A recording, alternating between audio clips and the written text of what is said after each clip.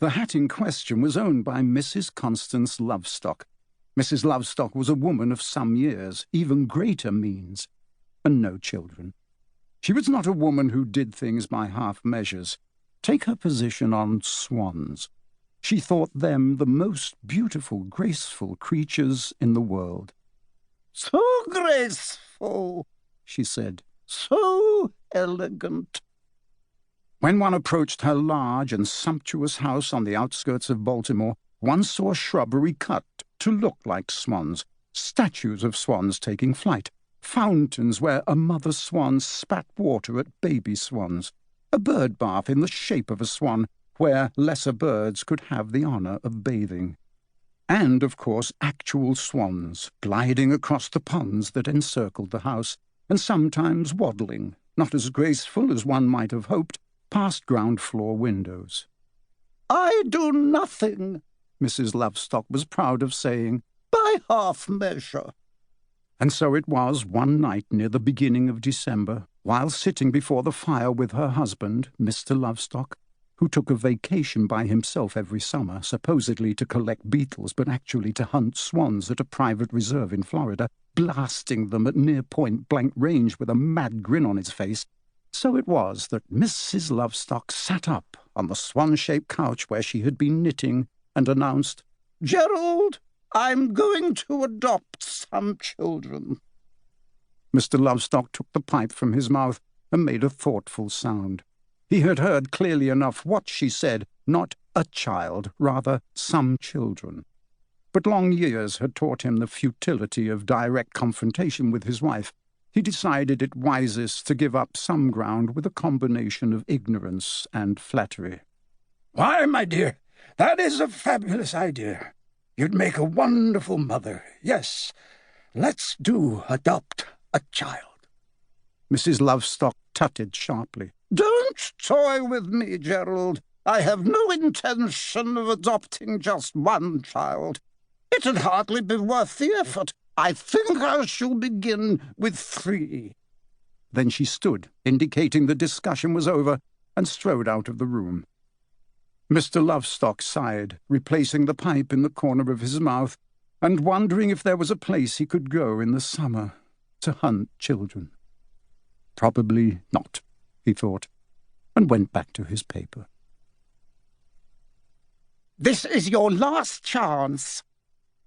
Kate sat across the desk from Miss Crumley. They were in her office in the North Tower of the Edgar Allan Poe Home for Hopeless and Incorrigible Orphans. The building had been an armory in centuries past, and in the winter the wind blew through the walls, rattling the windows and freezing the water in the toilets. Miss Crumley's office was the only room that was heated. Kate hoped whatever she had to say would take a long time. "I'm not joking, young lady." Miss Crumley was a short, lumpish woman with a mound of purplish hair, and as she spoke she unwrapped a piece of candy from a bowl on her desk. The candy was off-limits to children. On their arrival at the home, as Miss Crumley was explaining the list of do's and don'ts, mostly don'ts, Michael had helped himself to a peppermint. He'd had to take cold showers for a week afterward. "She hadn't said not to eat them," he complained. "How was I supposed to know?" Miss Crumley popped the candy in her mouth. "After this, I'm done. Finished. If you and your brother and sister don't make yourselves as agreeable as possible so that this lady adopts you, well—" She sucked hard on her candy, searching for a suitably terrifying threat. "Well, I just won't be responsible for what happens." "Who is she?" Kate asked. "Who is she?" Miss Crumley repeated, her eyes widening in disbelief. "I mean, what's she like?" "Who is she? What's she like?" Miss Crumley sucked violently, her outrage rising. "This woman!" She stopped. Kate waited, but no words came. Instead, Miss Crumley's face turned bright red. She made a gagging sound.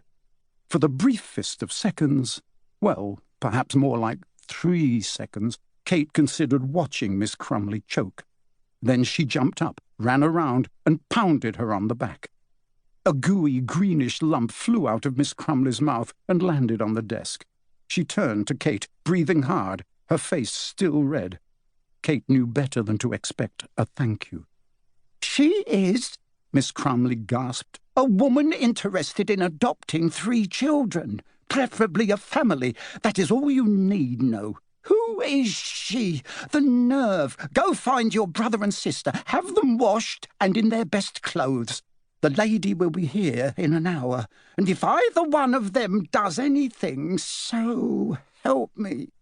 She picked up the candy and popped it back in her mouth. "Well, I just won't be responsible." As Kate descended the narrow spiral stairs from Miss Crumley's office, the air grew colder, and she drew her thin sweater more tightly around herself. Adults, seeing Kate for the first time, always took note of what a remarkably pretty girl she was, with her dark blonde hair and large hazel eyes. But if they looked closer, they saw the furrow of concentration that had taken up residence on her brow, the way her fingernails were bitten to the quick, the weary tension in her limbs, and rather than saying, "Oh, what a pretty girl," they would cluck and murmur, "The poor thing." For to look at Kate, pretty as she was to see someone who lived in constant anticipation of life's next blow. Leaving the side door of the orphanage, Kate saw a group of children gathered around a skeletal tree at the edge of the yard. A small girl with thin legs and short chestnut-coloured hair was throwing rocks at a boy in the branches, yelling at him to come down and fight. Kate pushed through the crowd of laughing, jeering children as Emma picked up another stone. "What are you doing?" Emma turned. There were red circles on her cheeks, and her dark eyes were bright. "He ripped my book.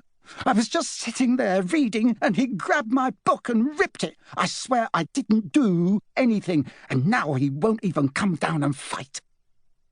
"It's not true!" cried the boy in the tree. "She's crazy!" "Shut up!" Emma yelled, and threw the rock.